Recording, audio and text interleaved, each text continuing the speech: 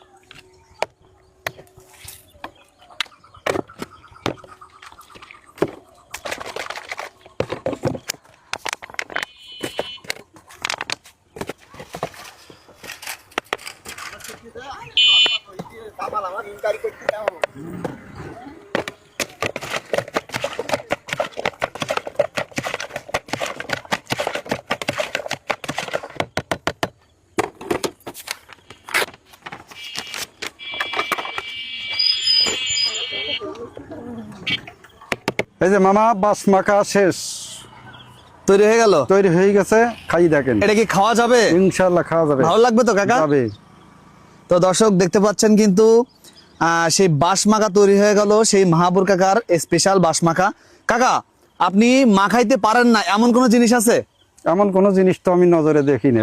পারি যে কোনো জিনিস, ফল ফুল যা আছে সব মাখা দিতে পারবো। মানে আপনার এই মশলার দ্বারা যে কোনো জিনিসই ভালো যে লাগে? কোনো জিনিস আমি মাখা দিতে পারবো। এই যে ঘাস পাতা যা আছে সবই তো খাওয়া যাবে মনে হয়। এই জামান আছে, এই হামান দিয়ে কি কি তৈরি করেন? আমান দিয়ে গাছ, ডুবলু গাছ, কচু গাছ সব বাটি ফেলা দেবো। সব?